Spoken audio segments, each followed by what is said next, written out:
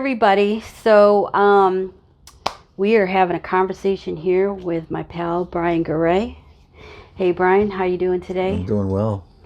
So we're out here at your house and we're doing this interview, and I love there's this breeze coming in. You can hear like the birds chirping and things like that. Spring is finally here. Spring is finally here. So today, guys, Brian and I actually started this conversation before we actually got this film rolling. As we normally do. I mean, every time we see each other, just like I do with a lot of artists, is that, we just strike up these interesting conversations. And I think it's always helpful to us because somehow we have these different perspectives, and together it helps us to kind of understand life in general for us artists. Yeah. And one of the things that we started talking about was, what happens to our art when we're gone? And perhaps it isn't something, definitely isn't something that we all want to think about. Right. Yeah, our demise. Right. But the truth of the matter is for a lot of us, our art is our children. Yeah. And it may not have, lungs to breathe, but it has a heart. Yeah. And a soul. Yeah. And that's one thing that I feel like a lot of people might not really understand. Right. So we started talking about, Brian, you brought up a really interesting thing, because one of my thoughts have been lately is, okay, who's going to be the executor, and will they follow through with my wishes when I'm gone with my art? Right. I don't have a warehouse full of art. Luckily I've been able to sell a lot, and you have too over the years. Yeah. But certainly what is left is important to us. Yeah. So what was your idea? Because when you said that totally opened up a whole new idea for me. So here's Brian. He's going to tell you what his thoughts was, and I thought it was brilliant. Well, my thoughts is that, when I get to be a certain age, where I know maybe the end might be near, I just threw out a number, like I'm going to be 80 years old one day. And I thought what I'm going to do with my inventory is maybe rent a tent or a booth at an art fair somewhere and bring all my inventory in and hang as much as I can and just have some backups. And anybody who comes in I'm going to give the art away for free. But the caveat is you have to tell me why you like a certain piece or why it moves you. I'm not just going to say, oh, you like that? Here, take it. You sit down with me, talk to me for 5 minutes, and tell me why you really like this piece. And then you can have it. And when I know it's going to a good home, I will be happy. And I can send all my artwork to different houses and different people's house, like spores. Yeah. Go flying out into the wind, randomly. And then I'll know that it'll be out there and it'll be cared for, and that's the only thing I can think about. Because when I was in art school as a student, you always think you're going to take the world by storm and be famous, right? But that really doesn't happen. That's not the real world. There's a million artists out there, just like any kind of artists, musicians, writers, painters. Lots of great art, but it's our legacy, and when I was in my 20s too, my goal as an artist was not to be rich and famous, but it was to be just remembered. Right. When I watch like Antiques Roadshow on PBS, they'll have an artist that I'd never heard of. Right. And some extras say, oh yeah, this is an artist who lived in Pittsburgh during this time and this was during his period of doing this, and and this is what it's worth. somebody, to me it's like, wow, somebody knows Somebody something. know. Yeah, and that the if that person is like in heaven and watching this, he's smiling like, oh, it wasn't for naught, Right. Yeah, that to me that would bring me lots of joy knowing that, Yeah, I completely agree, and I think you bring up a lot of really great points. Sorry for any background noise. Actually, I'm not sorry because it's enjoyable to me, but we're giving you the whole experience here. Yeah, they're kids. Kids are getting out for school, so enjoy all of it. Yeah. But you did bring up a lot of really great points. In fact, that I think this whole idea of artists wanting this sort of fame and fortune through their art, that's going to be a whole nother. In fact, write that down, because that's going to be a whole nother topic that we're going to discuss later on. Because what is fame and fortune? What does that even mean to an artist, a visual artist?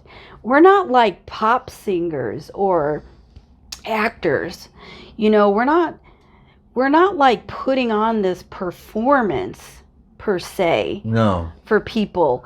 And so, I think, art in general, we're leaving a legacy now as we're talking, because these videos are going to be out in the matrix forever, probably, and so those kinds of things always resonate with me, because I think to myself, wow, if that's all you're after as a visual artist, or even any kind of artist, to be honest with you, that's all you're after, everything you create is surface bound.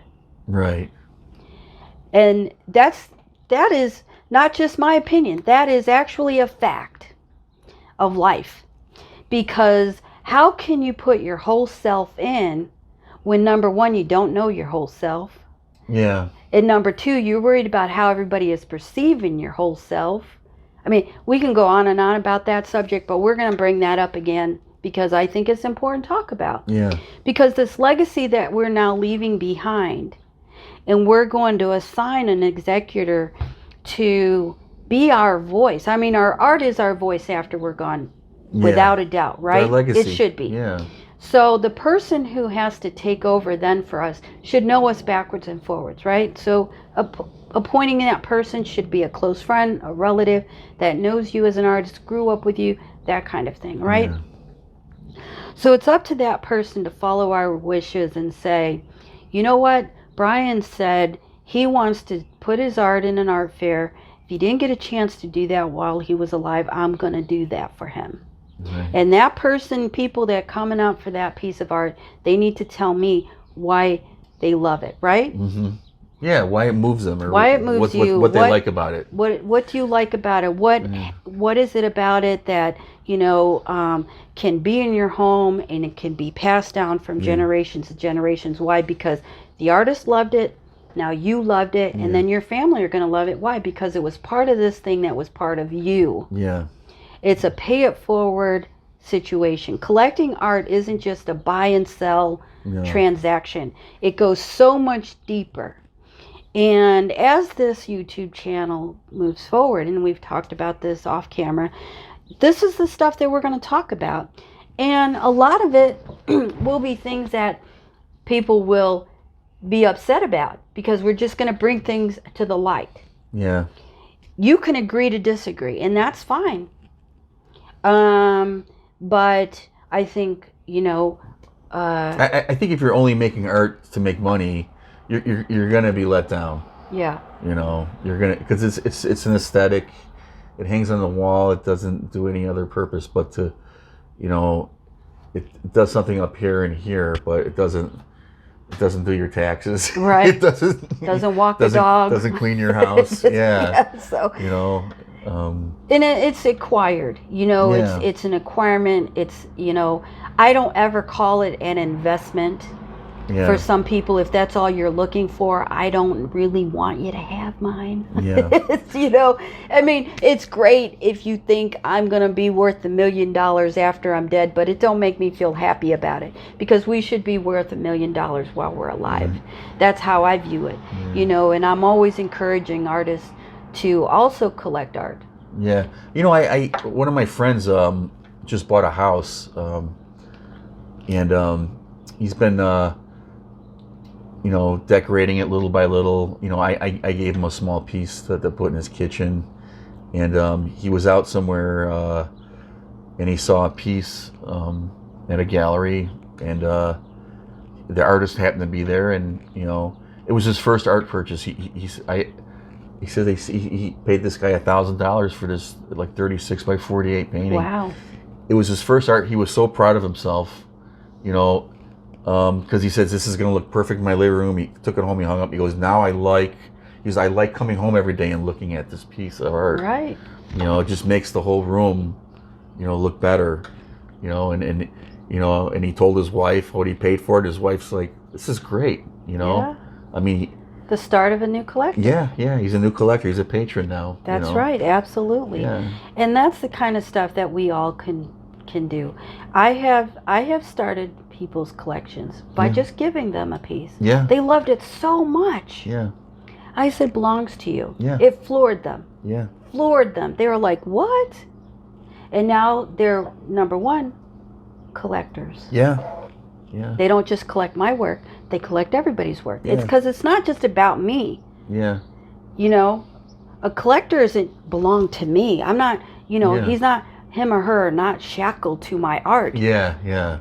Getting people started in collecting art benefits artists all over the world. Yeah. When they travel, this and that, they're going to pick up a little piece here and there. Yeah. Their collections are going to grow. Yeah. And that's part of what worries us now as we're getting older. Yeah. Is what's going to happen to our art. Yeah. You know, of course, we've met collectors, they own our work, and they're going to pass it and pay it forward, and they have their own execution of what's going to happen with their belongings when they pass away. But certainly for us artists, I think it's sort of the last thing we think about. Yeah. Is what's going to happen to our art after we're gone. And I think what you demises is something that I don't think I ever thought about. I thought about definitely giving art away. Yeah. For sure. Yeah. But to actually have a life event. Yeah. This is what I'm going to call it. A life's event. Yeah. To give people an opportunity to own a Brian Garay. Right. Yeah. I think that is one of the most efficient ways of finding people to love and care for your art. Yeah. Because it can be a burden. Can't take it with you. You can't take it with you. And believe me, I've already lost, unfortunately, close friends, as you know, phenomenal artist. And to have to deal with all of that massive work is overwhelming. Yeah. Telling you from experience, people, you're passing into somebody, and if you don't do it the right way, it's going to be so overwhelming. You know, first of all, the artist in question didn't sign, date, or put the titles on any of their pieces. Right. Yeah. We don't know. We don't know what they are, when they were made, nothing. Yeah. Signing them, yes, it was signed. But titles or dates, non-existent on the art. And that makes the piece more interesting when you see a name and a date.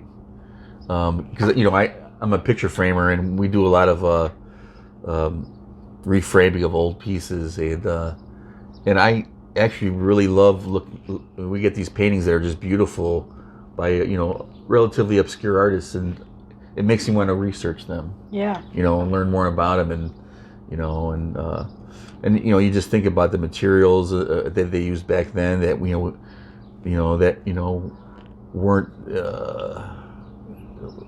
they weren't made to last as long. You know, more organic, you know, than we have now. And yeah, to me, it's just interesting. Yeah, I think, you know, the planning process of it isn't something you can wait to do. Yeah. There's certain things that should be done as soon as you finish a piece, even if you don't have a title for your piece or you don't like titling them. That's completely up to the artist. Yeah. But date it. Yeah, date it. Print your name on the back. Yeah. Even if you sign the front, if nobody knows about you, they can't research you. I know that people can't read my signature. Right. I practiced my signature when I was a kid like a movie star. Okay, I was gonna be a movie star. Okay, so my signature is very organic in its ways, but it's not a readable. An average person wouldn't be able to read it. It's unique to you. It's unique to me, and now it's unique to my art. But I make sure on the back that I put my full name so it can be read. Yeah. And my dates. Yeah. I put if you don't put a title, that's fine. Yeah. But dates and names. Yeah. Not every painting has to have some deep meaning title to it. Like they actually don't try too hard to be clever. Right. You know, if something comes to mind, it's nice. But like most of my still life paintings just say still life. Right. But I have my name, the date, the medium, and the size. Absolutely. Yeah. And that usually, I do that for gallery people too. It helps them, you know. Like, oh, I need some info on this. Oh, it's right there. Right. You know, because a lot of people don't. You know. And you have to. I mean, these are just, Make it easier for the curator. You know. You know, Art 101, sign your work, date your work, put your name on the back so it can be read. And if you have a title, put the title. Yeah. Start now, because I'll tell you, to have to go backwards and fill it in the blanks, and you got hundreds of art pieces, it's going to be a real nightmare. Yeah. But then to leave it to somebody and expect them to know what to do with it, and they don't have what mediums. Yeah. They don't know what it is. They're not going to know. Is this oil? Is this acrylic? What is this? Is it mixed media? You know, this information should be on the backs of all of your work. Right. But you know, leaving your legacy behind. We're creating that legacy every day. And in order to do that, we need to be more organized with ourselves as artists. Don't leave the details till the last minute. Because I was just telling Brian, today we can walk out our door. I can walk out of my neighborhood, get shot, and I'm done. Yeah. You know, like, you know, where's my inventory sheet? Where's, you know, how is the executor of my art going to know where all this stuff is? Well, luckily I've already have that person established, and I also have her helper established. You know, like somebody who actually has more insight, you know, and can help her along the way. Right. And in this way, those steps can be had. Yeah. Go on my computer. Here's where you find all of this information, you know, but your idea definitely is going to be in there. If I don't get around to putting that into my, you know, will, and I don't execute it before I passed away, that's what I would like to happen. My friends and family can come pick out what they want, what's left. I would love for them to get into an art fair and do exactly what you propose. Set them free. Set them free. Yeah. Set them free. Yeah. And this way I know, and you know, that these are going to go to people who love your work, who will care for it their entire lives and pass it on. You're going to let some, you know, gallery or art person come in from the art world who didn't care about you when you was alive, but they're going to come in after you're gone and discover you and then want 100% profit. And I just don't agree with that. Yeah. And I, you know, when I opened my gallery, believe me, I already had a really awful taste of what the art world was like. Yeah, it can be nasty. And I was like, I don't want to do that. Yeah. So, you know, for me, mentoring artists and helping artists move forward, pay it forward, and leave this world with dignity. Yeah. And know that their art contains their heart and their soul. This person lived during this time, and this is what he did. You know, and this person, you know, left the world a more beautiful place. Absolutely. You know, and actually, a feather in a cap would be it'd be nice for like one piece to end up in a museum, maybe any kind of museum. Even like we have a little historical society here in Midlothian. It's a small building, but even if one of my little pieces ended up there, that would be that to me. It'd be like winning the Nobel Prize. You know, Absolutely. A permanent collection in any kind of museum would be wonderful. And that's the trick too. And I have had conversations with older artists, older than us, and they are in the process now of trying to approach museums about can I give you one of my pieces for your collection. And I think museums, to me, I think there's some politics with that. There is. If you're a donor, they're nicer to you. It depends, too. Like, are you from money? What's your influence for us to, collect your art? I'm saying this, guys, not as a cynic, because I'm not cynical about it. Honestly, I don't care if I'm in a museum or not. To be honest with you, because my life as an artist has been the best life I've ever had. Period. Yeah. It saves me every day from not only the stuff you go through growing up, but yourself. It saves me from myself. Yeah. And to think that having my work in a museum is a betterment, it's not part of my thought process. Oh. Do you see what I mean? Yeah. Like I don't need it to make me who I am. Yeah, to me that would just be a nice thing to happen. Yeah, of course. It's not everything, but like a public space where everybody can come see it. Yeah. But do you know what one of my proudest moments as an artist was? When a 20-year-old comes into the studio, and this when we had the studio on 35th Street, and buys 2 pieces of my art. A 20-year-old. He didn't look 20. Actually, he looked like he was maybe 17. Okay? Right. And I'm looking at this kid, and I'm like, he's like, yeah, I've loved your work for a couple of years now, and I'm thinking, what are you like? You just got it. You're in high school, and how many years you been coming in here? That's great. You know what I'm saying? Yeah. And he's going on and on about how it moves him. Yeah. And I can tell you I remember that day like it was yesterday. Yeah. That's for And life. this kid comes in and he loves my work, and he's telling me about how he loves it, just like you were saying about what you want to ask of these people who you're going to give your work to. He's giving it to me right there. Yeah. And I'm looking at this kid like, how are you going to pay for that, son? Yeah. I'm thinking this to myself, but I'm enjoying this conversation. Yeah. He pulls out his credit card.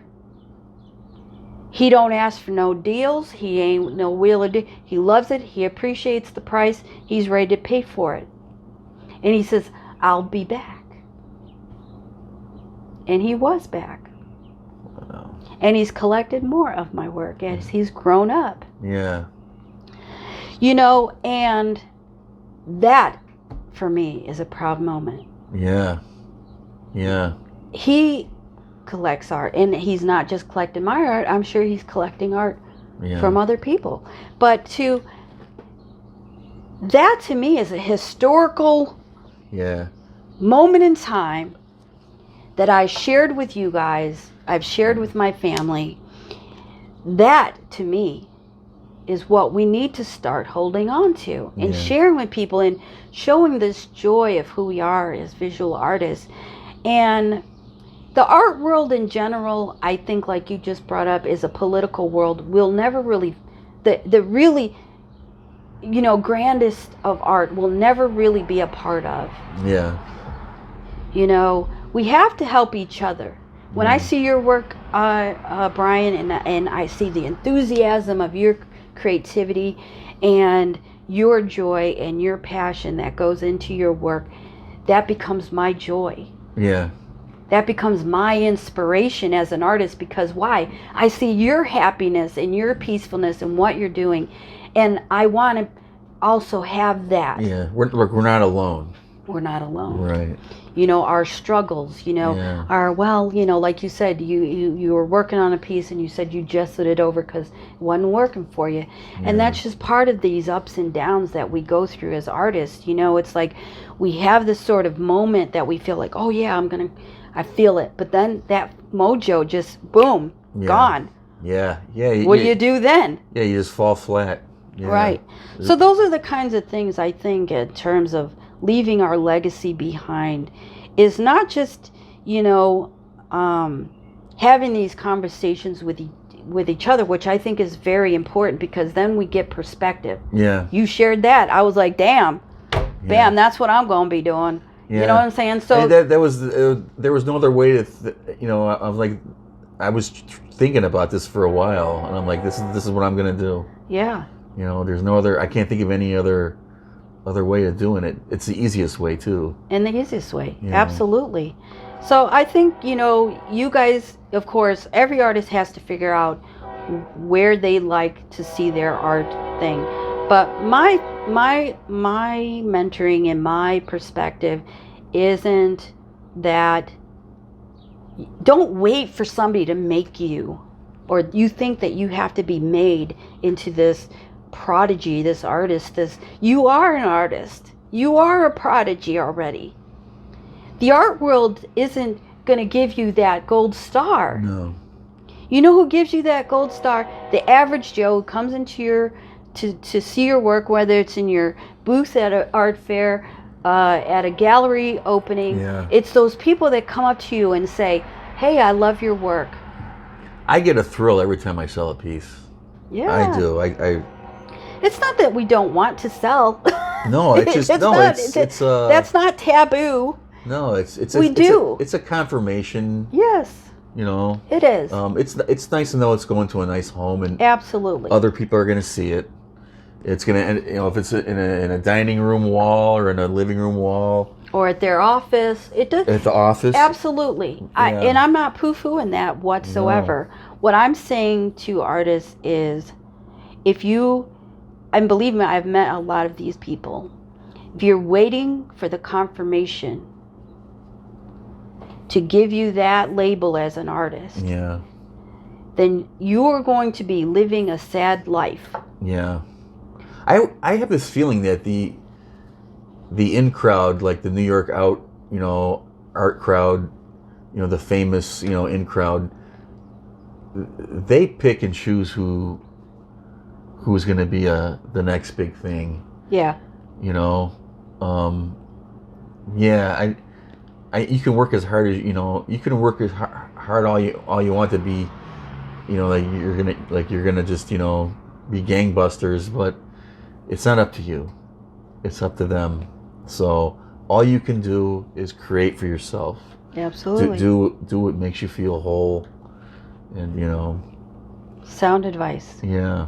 Because it's real. This isn't, we're not just watching this, scenario unfold on the TV. Yeah. I mean, I think the world is big enough now that we have this technology that this video can be seen all over the world. Our perspectives can now be shared with one another on a continual basis. And with that being said, so can your art. Yeah. The matrix is vast. So now it's just getting on there. Now you post, now you do this, and now you do that. And it does take up some time, and it does kind of get you aggravated. But don't let that pull you in as this sort of, okay, I only got 5 views. Yeah. Okay, so what? If 5 views, that has nothing to do with it, because again, even the Matrix has,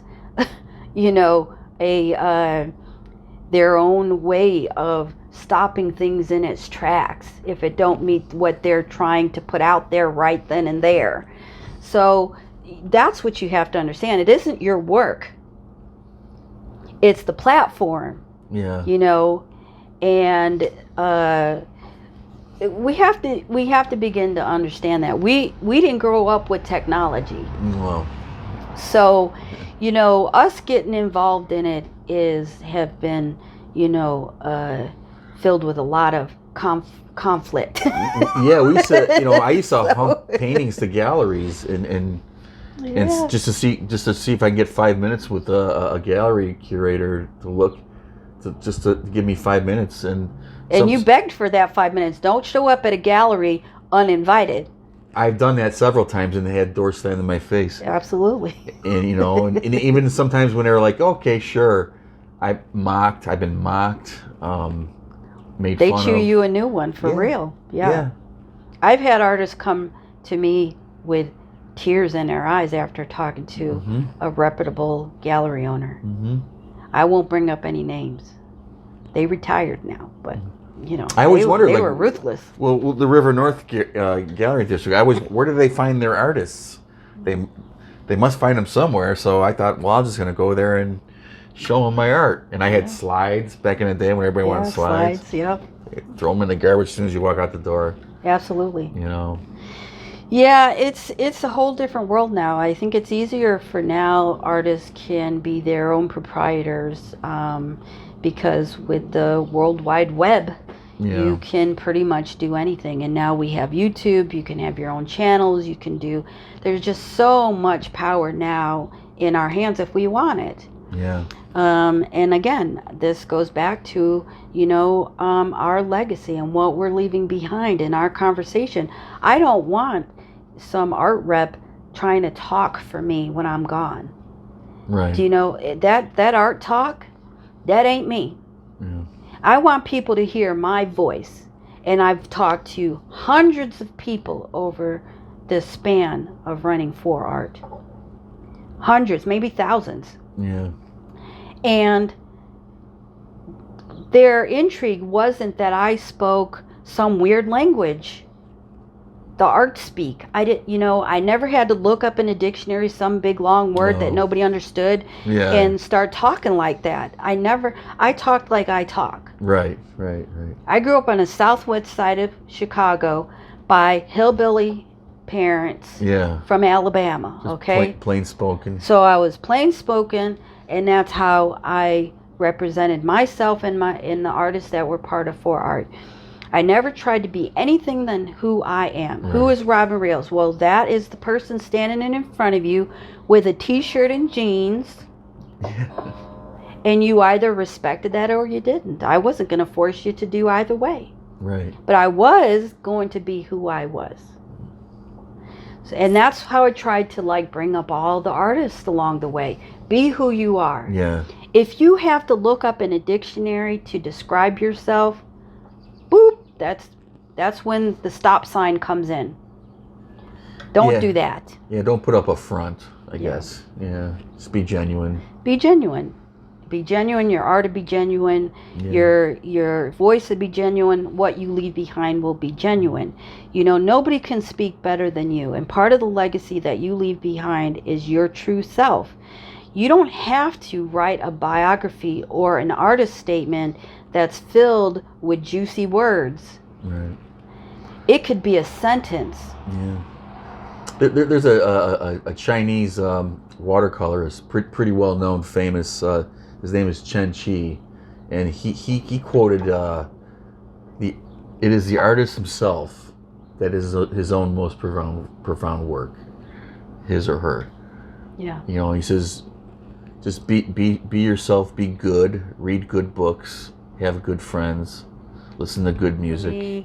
One of the things growing up that really I loved about learning about art, and this was before cable, we had PBS and other channels, but they would show these awesome New York loft artists who'd be up in these huge open spaces, just sitting on these old nasty couches and chairs and boxes and talking about art.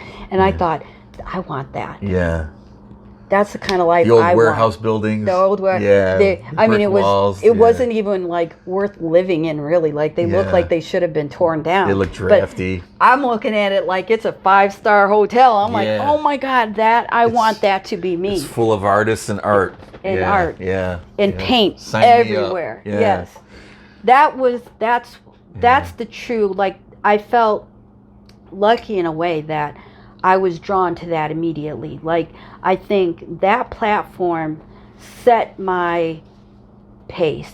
Yeah. It showed me that they were true to themselves, and they weren't afraid to tell each other that their stuff was crap. I mean, they would talk to each other in a real way. Critique. It was a critique. Yeah, but yeah. I'm just saying, they'd be like, look, you're better than that. Yeah, yeah, yeah. You know, what is this? I mean, they would be very raw and honest. Right. I thought, wow, that's awesome. Yeah. Here. You So, get really, the bottom line of this conversation is prepare yourself and make sure that your work is ready to pass on to the person that's going to be your executor. Yeah. Make sure they know. Write an artist statement. I know we're not good with words. People know you're not good with words, but talk in your own way. Even if you just want to put it in a voice recording and just talk about who you are as an artist and what it's meant to you, just so it's in your own voice. Don't wait for somebody else to talk for you, because you know you better than anybody. And for somebody to speak of you or of your art can be a false statement completely. Yeah. Yeah, have a plan. Have a plan. Just have a plan. You know, I mean, we only have so much time on this earth, and it goes fast. And I think through this pandemic, we've seen, Yeah. you know, a lot of people leave us, and that's unfortunate. And Yeah. you're not prepared. You never are prepared. Yeah, it really, this whole pandemic, everybody was aware of mortality. Yes. You know, it's, you know, they always say life is fragile, and it's true. You know, It is true. And we're leaving beauty behind in the world, Yeah. and something that people will appreciate for hundreds of years. Yeah. And just figure out what it is that you want to do. Talk about it with your family. Talk about it with your artist friends. Yeah. You know, Even just your friends in general. yeah. You know, maybe give one to each one of your friends, and Yeah, decide where you want to go with your art at some Yeah. point. I know a lot of older artists now are starting to talk to me about their plans, and they're already starting while they're alive to making some executive decisions on Yeah. their behalf, on their own behalf, you know, Yeah. before they go. They don't want to just leave it to their daughter or sons, be like, oh, well, it's going to be your problem. you're right. Art shouldn't be somebody's problem. It should already be laid out what it should happen Yeah. to it. Even if you just write it in, you know, down on a piece of paper and say, this is the things that I'd like to see happen with my art if you can. Otherwise, let's have a party and let people have a piece if they love it. Yeah. Yeah. You don't want to. You don't. I mean, God forbid, you know, art lands out in a landfill. You know, that would be, to me, that's a tragedy. You know. Yeah. That's every artist's worst nightmare. Oh, yeah. You know. Or end up in the hands of somebody who's going to take advantage of your family, and your family is going to lose all the artwork and get paid pennies for it while somebody else reaps, you know, hundreds of thousands of dollars on your behalf since you're gone. Oh, like one of those, like those auctions that they Yeah, have. auctions, art dealers. Like the storage space locker auctions that they.